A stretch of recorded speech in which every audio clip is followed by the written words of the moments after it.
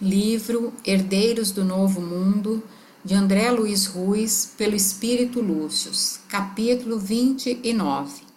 Cornélia amparando Marcelo às portas da morte. Dos diversos trabalhadores espíritas, sob a avaliação de Bezerra e seus auxiliares, Cornélia era a que estava enfrentando as maiores dores morais no testemunho de sua fé. Cornélia afastara-se do trabalho mediúnico, direto, havia quase um ano, em decorrência da tragédia familiar que vivia, relacionada ao filho Marcelo, que lhe exigia cuidados intensos. Jamais a doutrina espírita lhe fizera tanto sentido quanto agora, envolvida pelas dobras da dor e do resgate da própria carne. Por isso, apesar de não comparecer ao centro para os trabalhos normais, mantinha-se fiel aos ensinamentos de amor e renúncia, nos quais era acompanhada por seu esposo Lauro, que, diferente dela, nunca se filiara a qualquer igreja ou prática religiosa formal.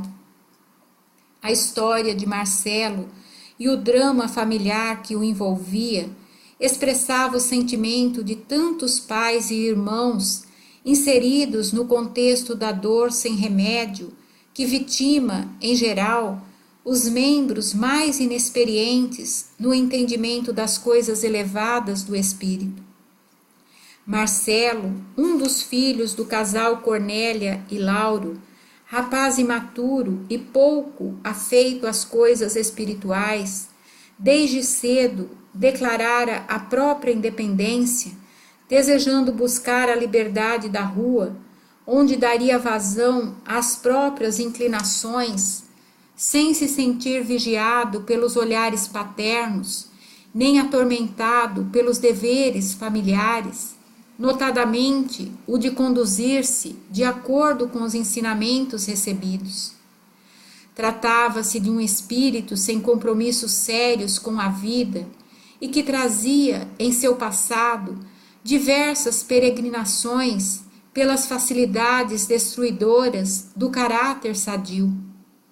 A presente encarnação fora planejada de modo que a sua insana busca por aventuras desaguasse na oportunidade de reerguimento, na companhia de pais humildes e disciplinadores, conquanto amorosos e vigilantes, visando a sua própria edificação. Renascido em um lar simples, sem as facilidades econômicas do passado, lar esse que dependia do trabalho de seus membros para ser abastecido dos recursos materiais indispensáveis à manutenção de seus integrantes, revoltava-o o fato de todos precisarem trabalhar com afinco e depois compartilhar os recursos pessoais para cooperar com o progresso comum. Comida, roupas, eletricidade, telefone, escola, tudo dependia dos esforços compartilhados, não havendo espaço para a ociosidade de ninguém. De espírito fraco, Marcelo não se conformava com o que o destino lhe oferecia no caminho áspero do trabalho, como a estrada dura e a disciplina como meio de tornar-se melhor. Não aceitava trabalhar para todos, nem privar-se das facilidades que sua alma almejava desfrutar novamente. Por isso, assim que se viu com idade suficiente e com recursos financeiros que lhe garantissem o próprio sustento, afastou-se do ambiente familiar, onde era querido, onde encontrava amigos sinceros e amorosos que velavam por sua segurança e onde fatalmente conseguiria enfrentar a luta contra as próprias inclinações, com a desculpa da necessidade de espaço ou almejando dar o tão sonhado, abre aspas, grito de liberdade, fecha aspas. Embrenhou-se na floresta inóspita do mundo, onde o custo dessa liberdade costuma ser a dor, o sofrimento e a decepção. Jovem, portanto, transferiu residência em companhia de Alfredo, abre aspas, amigo, fecha aspas, que o acolheu com o compromisso de dividir em despesas. Infeliz gozador do passado, Marcelo viu na figura do novo companheiro a tábua de salvação que poderia livrá-lo das disciplinas da família, que ele considerava um peso, castradora de suas vontades e cheia de limitações ao exercício de sua liberdade. Agora, em companhia do amigo, garantiria para si o espaço que sempre pleiteara, considerado como território para as leviandades ocultas, fora da supervisão de pai e mãe. Então, não tardou para que na companhia do rapaz, Marcelo se iniciasse nas facilidades perniciosas do mundo livre. Conheceu pessoas, envolveu-se com mulheres, penetrou o mundo da droga e de degrau em degrau foi descendo a ribanceira, envolvendo-se cada vez mais nos cipoais venenosos de vícios e aventuras impróprias, com a desculpa de que deveria provar de tudo para descobrir o sentido da vida sem a interferência de outras pessoas. E com o apoio de um viciado ou de outro pervertido, Marcelo ia reconhecendo o velho mundo, aquele ao qual já havia pertencido outrora, em vidas anteriores, onde viciara-se naquelas atitudes superficiais e perigosas. De nada lhe valeram as advertências dos pais quando de suas escassas visitas à família. Quanto mais os escutava, mais repulsa sentia contra aquele, abre aspas, estilinho, fecha aspas, de vida decadente, ultrapassado, no qual dois adultos tinham de guiar os filhos, escolhendo seus caminhos. Coisas do passado, forma de viver que, segundo suas ideias, havia perdido a razão de existir. Segundo Marcelo e seus amigos frustrados, a família era uma invenção da sociedade para manter seus membros alienados, onde os mais velhos dominassem os mais novos, impedindo-os de se desenvolverem de acordo com suas próprias inclinações naturais. Algo como uma prisão revestida de grades de carinho para melhor controlar a vida dos outros. Então, com toda essa filosofia na cabeça, Marcelo não tinha olhos para perceber o buraco onde ia se afundando. Tudo aquilo que ouvira de seus pais, os conceitos de honestidade, responsabilidade, disciplina, repudiara radicalmente, afastando tudo isso de seus comportamentos. Responsabilidade, caráter, seriedade de conduta, respeito aos semelhantes eram conceitos da prisão família e, portanto, não serviam para nada. Não lhe causaram qualquer constrangimento as doses de bebidas sempre maiores que compartilhava com os amigões, nem o batismo nas drogas mais pesadas, que comemorava como um ritual de iniciação no grupo, que o acolhera como mais um membro. Não percebia que suas condutas eram motivadas pelo desejo de ser aceito em um outro tipo de família. Repudiando a família que o recebera e criara com zelo e carinho, buscava contraditoriamente tornar-se membro de outra família, aquela que reunia criaturas despreparadas como ele, frustradas, complexadas, preguiçosas e rebeldes, em um único conjunto, no meio do qual poderiam dar vazão aos seus comportamentos nocivos, fazendo tudo o que desejassem, sem censuras, livres para o exercício das diversas aberrações. Não se importou quando, da droga fácil, migrou para as orgias sexuais e, junto com ambas, para a prática de delitos, visando conseguir os valores para alimentar seus vícios. Sim, Marcelo havia descido toda a escadaria da decadência ao lado dos mesmos amigos, aqueles que considerava a própria família, até o dia em que surgiram os primeiros sintomas da debilidade orgânica decorrente da enfermidade do sistema imunológico, demonstrando que o jovem havia antecipado o irremediável encontro com a morte. Quando as feridas explodiram em sua epiderme, a fraqueza invadiu seus membros e a prostração colou-o à cama, a família dos desajustados expulsou o membro podre de seu seio. Marcelo foi banido do grupo assim que a ambulância o levou ao hospital. Dali, Marcelo não teria mais para onde voltar. Seus amigos deixaram-no entregue a si mesmo, porque não tinham nenhum interesse em perder a própria liberdade para cuidarem dele.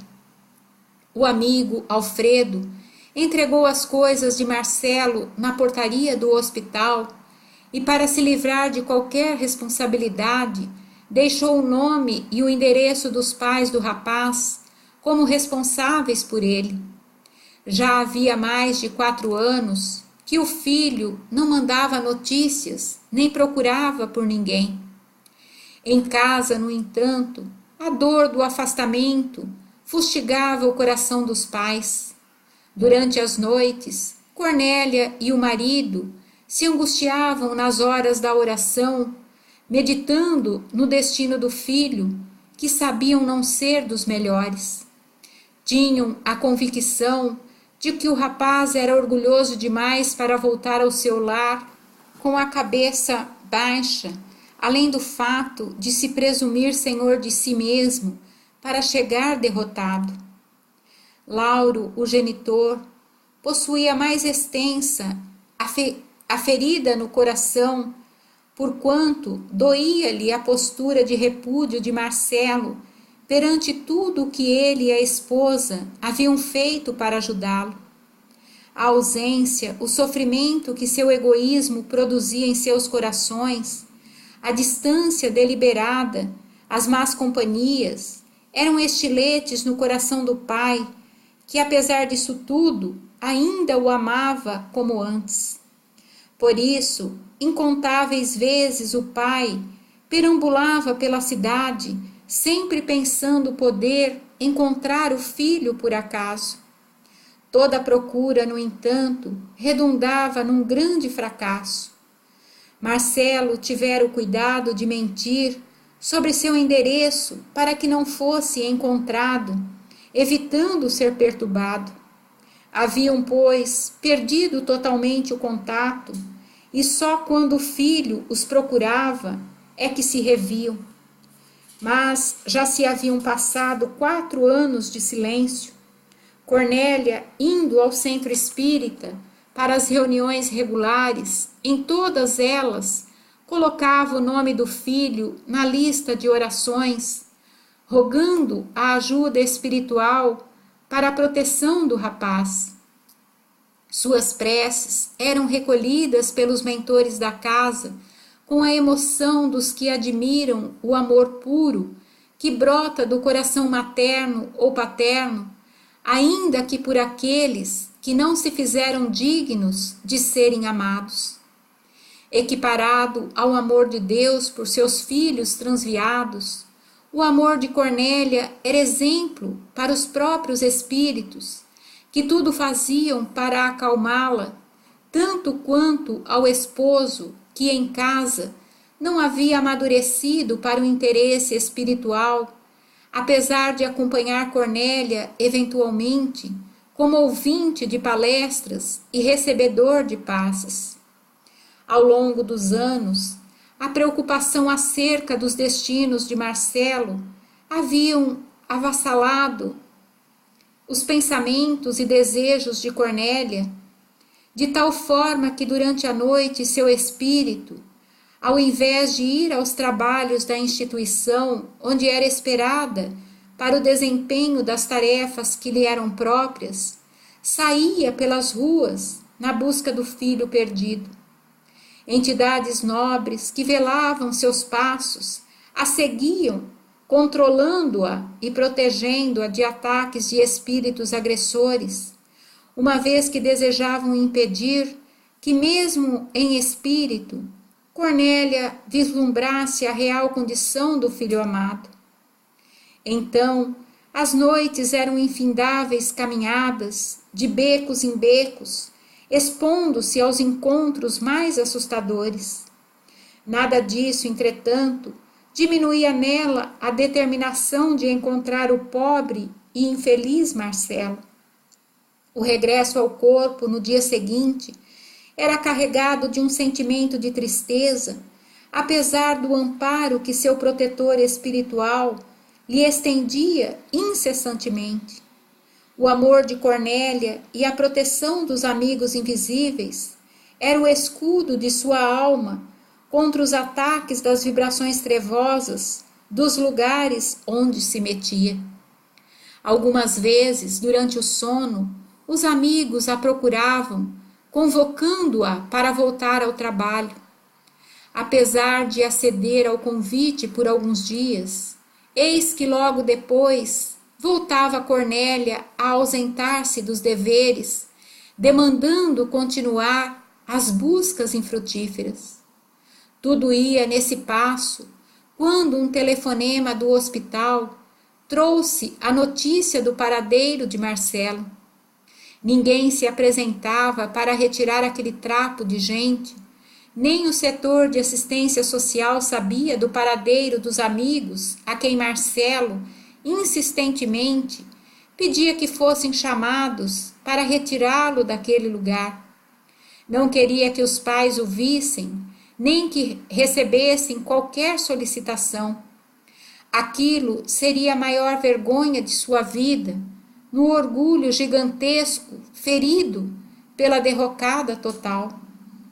No entanto, mesmo proibidos pelo enfermo de procurarem a família, não restou outra alternativa à direção hospitalar do que comunicar-se com os pais para informá-los da condição do filho doente. Marcelo, nessa época, já era homem feito, com seus 25 anos corroídos pelo, abre aspas, estilo de vida, fecha aspas, que adotara. Porém, o destino que o esperava, a morte física, iria encontrá-lo em qualquer parte em poucos meses. As dores e feridas estavam controladas com medicamentos, mas a fraqueza persistia e a falta de forças físicas impedia as suas reações nervosas. Então, não protestou contra o hospital quando lhe disseram que seus pais haviam sido informados tanto de seu paradeiro quanto de sua situação.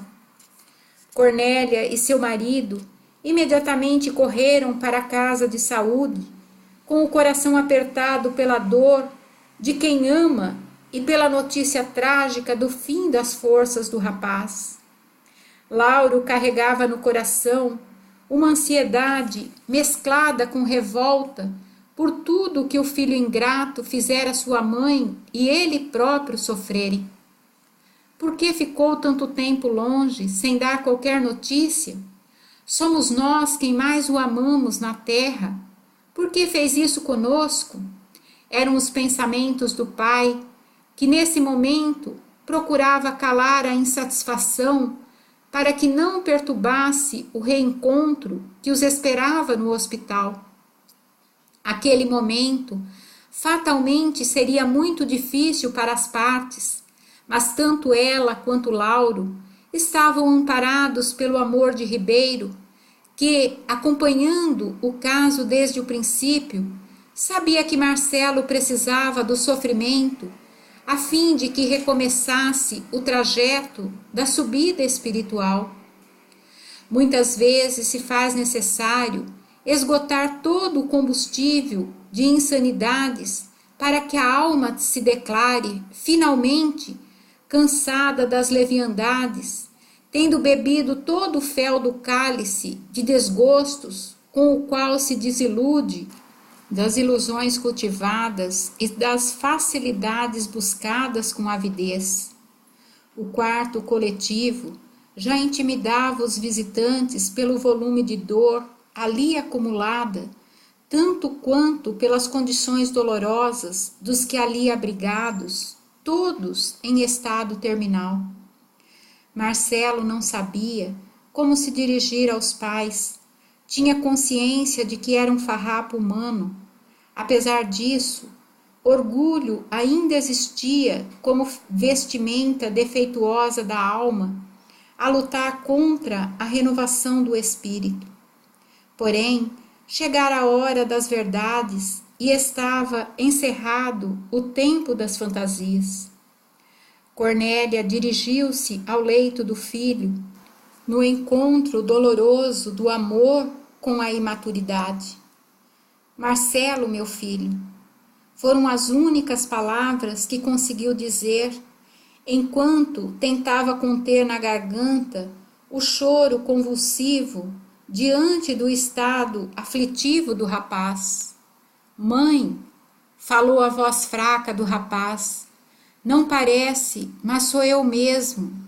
Pai, estou morrendo. As frases curtas do enfermo eram estiletes no coração dos que o amavam. Ali estava a família verdadeira, aquela que não fugia dos compromissos do bem e que receberia os seus membros derrotados para ajudá-los a se reerguerem. A presença de Lauro e Cornélia ao seu lado, depois que todos os seus amigos o abandonaram sem qualquer explicação, teve o condão de trazer Marcelo ao entendimento do quanto estivera errado em seus conceitos sobre o lar ao longo de tantos anos de loucuras. Sua carência física e emocional fizeram brotar pela primeira vez em muito tempo as lágrimas do arrependimento. E sem palavras nem discursos, pai e mãe se inclinaram sobre o corpo do filho, juntando suas lágrimas às do moço desditoso. Não lhes incomodava nem o mau cheiro de suas feridas, nem o risco de contágio, nem a sua aparência de cadáver. Seus pais o amavam, mesmo depois de 4 anos de fuga e indiferença, de arrogância e erros. Nenhum dos dois recordava o passado. Não era mais necessário voltar ao ontem para saber quem havia acertado e quem havia errado. Essa era a certeza mais importante desse reencontro. Marcelo estava necessitando deles e isso era tudo. Então, depois de se recomporem e de transformar em felicidade aqueles momentos dolorosos, Lauro saiu em busca da direção médica responsável pelo rapaz. Assim que o médico chegou no quarto, Lauro lhe disse: Doutor, eu e minha esposa desejamos autorização para levar Marcelo de volta à sua casa, à nossa casa. Ouvindo aquelas palavras, o próprio doente se sentiu no dever de protestar. Meu pai, eu não tenho casa, estou este trapo de gente apodrecido vivo.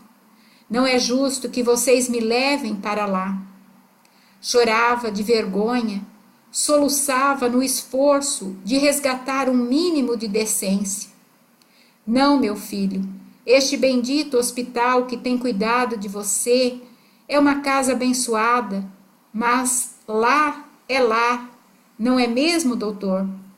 Perguntou Cornélia, emocionada com a reação do próprio marido, reação que ela mesma não esperava, diante das manifestações de contrariedade que Lauro sempre demonstrava ao falar de Marcelo. Bem, sim, disse o médico um pouco relutante. A casa dos pais é o porto seguro que todos nós jamais esqueceremos. O problema são os cuidados que Marcelo exige. Não importa, doutor. O Senhor nos explica o que é preciso fazer e a gente cuida dele como se fosse no hospital, falou Lauro, decidido. Sabendo que o rapaz não teria muito tempo de vida mesmo e que o hospital necessitava daquele leito para atender outro paciente que, como Marcelo, também não teria muitos amigos para acolhê-lo, o médico se prontificou a explicar como deveriam proceder. Para isso, pediu licença ao doente, afastando-se na companhia dos visitantes para fora do quarto, onde poderia falar com franqueza. Marcelo, por sua vez, não estava iludido quanto ao que o esperava. Havia visto aquela enfermidade vitimar o corpo de muitos rapazes e moças. Visitara alguns deles antes da morte e, por isso, sabia que seu tempo se esgotava. No entanto, jamais imaginara que poderia um dia morrer em casa, ao invés de parecer isolado e anônimo, no meio de estranhos, num hospital qualquer do mundo. Seu coração, emocionado, continuava a produzir as lágrimas de arrependimento.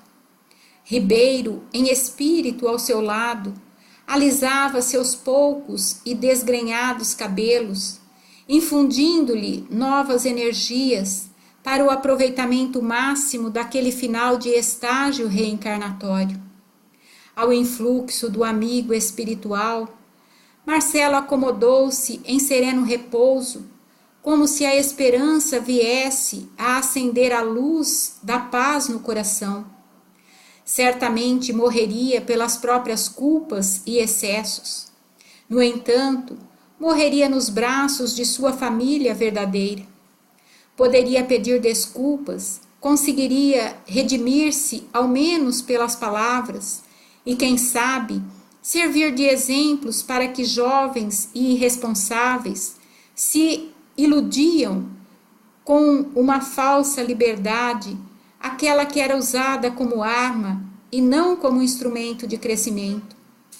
Mais do que nunca, agora, sonhava em voltar para casa, mesmo que fosse para aguentar as acusações de seus irmãos, de ouvir os juízos maus e condenadores de todos quantos não fossem capazes de perdoar-lhe a insânia. Não se importaria com nada, procuraria amar a todos, mesmo aqueles que não o aceitassem.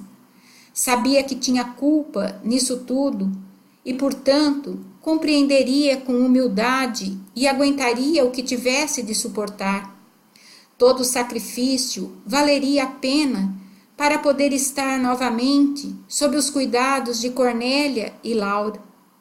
Lá fora, o diálogo com o médico foi aberto. Preciso informá-los de que Marcelo não deverá viver mais do que 1 ou 2 meses. As crises serão maiores, seu corpo frágil se ressentirá de diversas infecções e, por isso, quanto menos exposição externa, menos riscos para a sua precária saúde. Podemos colocar à disposição de vocês aparelhos que monitorem algumas funções de Marcelo e, em qualquer emergência, a ambulância poderá trazê-lo para cá. Será necessário realizar sua higiene íntima com muito cuidado para que as fezes não contaminem as feridas abertas. Doutor, nós faremos tudo o que for necessário, conforme as suas orientações, de que, aliás, muito necessitamos também. Queremos, sim, levar nosso Marcelo para casa. Pois bem, senhor Lauro e dona Cornélia, vamos providenciar a remoção. Acho que um de vocês precisará ir com ele na ambulância, enquanto seria bom que o outro fosse embora, providenciar um lugar adequado para receber o doente. Seria importante que ele ficasse em um quarto com banheiro próximo para facilitar as coisas.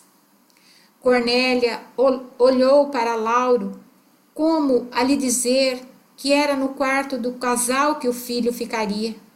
A cama mais larga e o banheiro acoplado facilitariam todos os cuidados realmente. Ela e Lauro se revezariam, um dormindo no quarto em uma poltrona e o outro no sofá da sala ou no outro quarto da casa, ocupado pelo irmão mais novo, o único que ainda morava com os pais. Cornélia resolveu dirigir-se para casa a fim de organizar as coisas, preparando o ambiente e os membros da família para o retorno do filho perdido.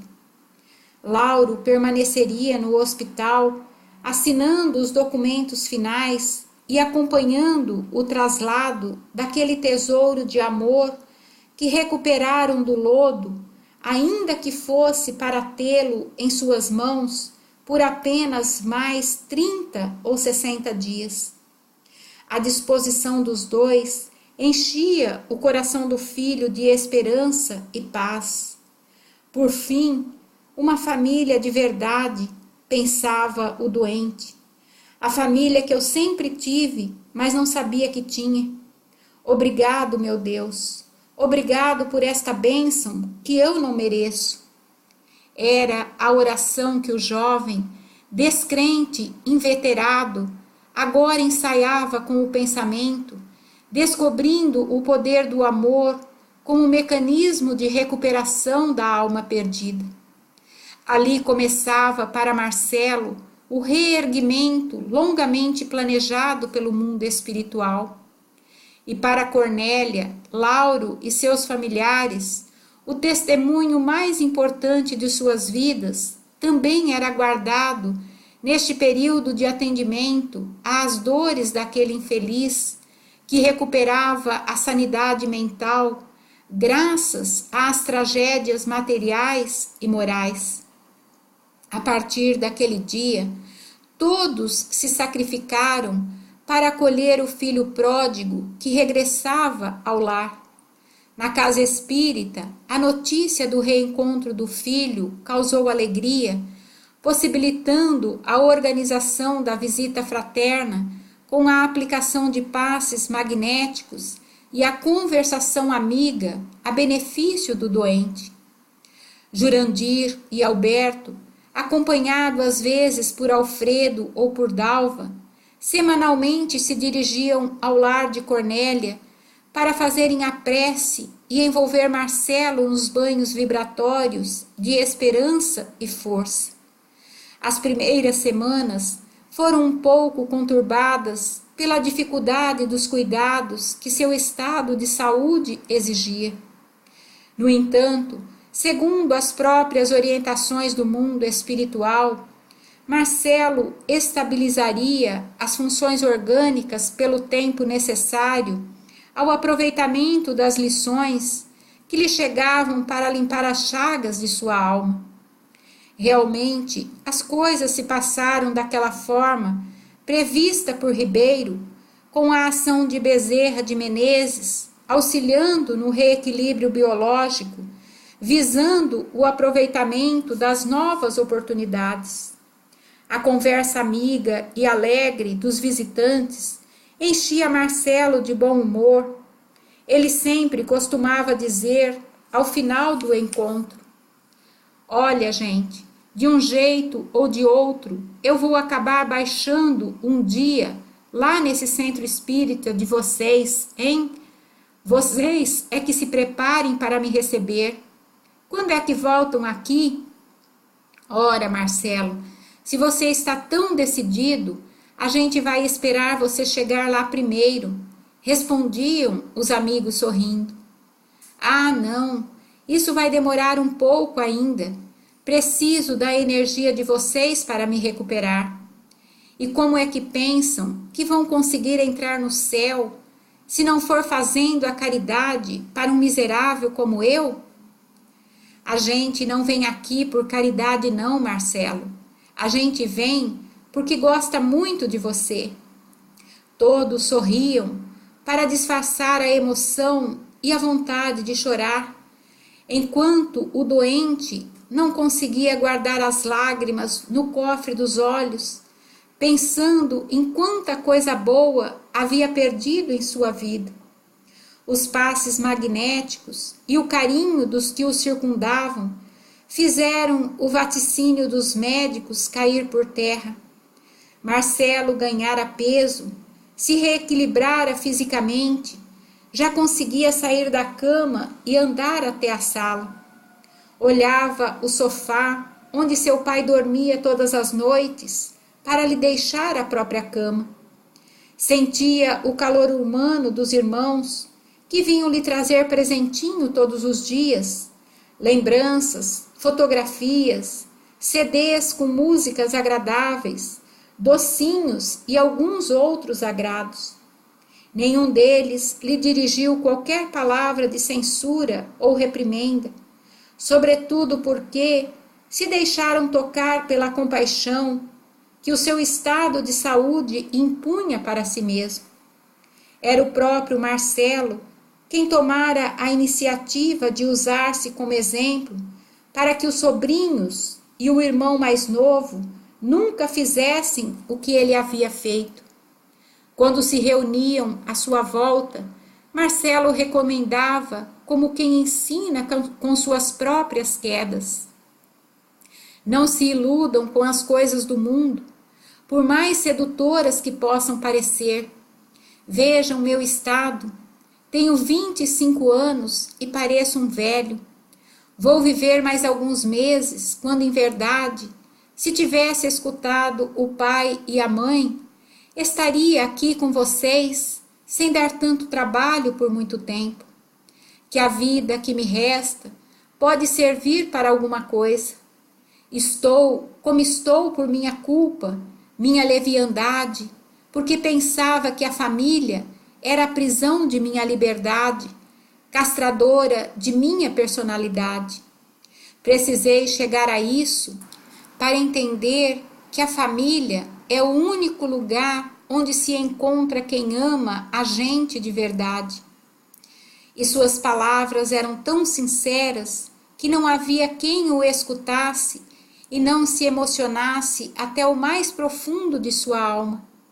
Ali estava um derrotado moral que se esforçava para erguer os outros, tomando a si mesmo como demonstração de equívoco a não ser imitado. Era um exemplo vivo, não palavras ou teorias.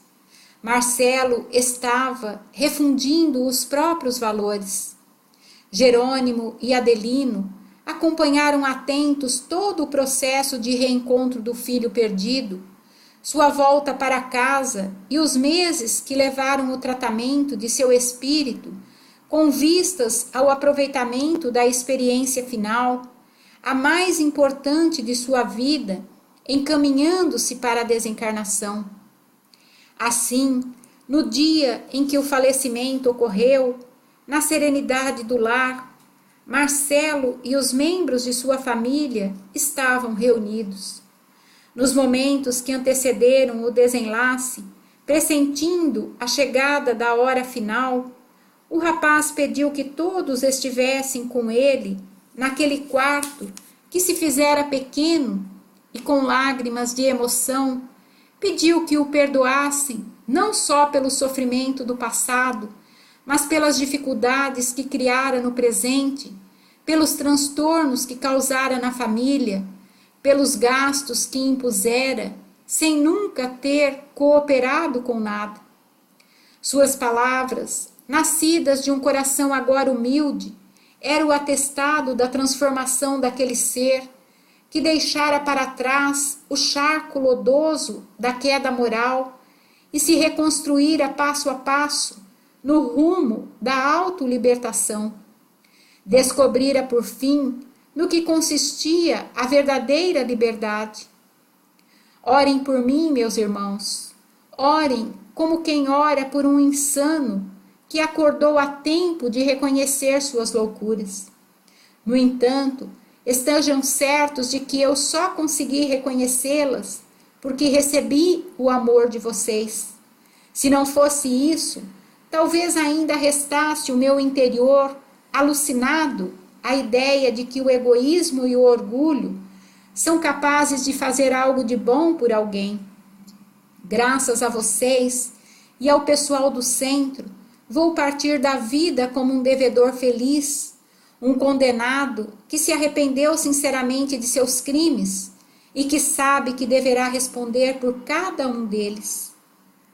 Emocionando a todos os que lá se encontravam, pelo esforço com que buscava proferir as derradeiras palavras, por fim completou: não sei para onde vou, mas quando estiver bem, quero que saibam que trabalharei muito para um dia poder recebê-los do lado de lá, de uma forma que vocês tenham orgulho de mim, tanto quanto hoje eu tenho orgulho de pertencer à família. E encerrando o desligamento definitivo, encontrou forças para dizer: desculpa, mãe. Desculpa, pai. Obrigado por tudo. E sob a comoção geral, entregou a alma aos amigos espirituais que o estavam sustentando até aquele momento, nos ajustes finais do desenlace do pobre rapaz que se recuperava como espírito. No dia de sua desencarnação, completavam-se 11 meses que Marcelo havia deixado o hospital.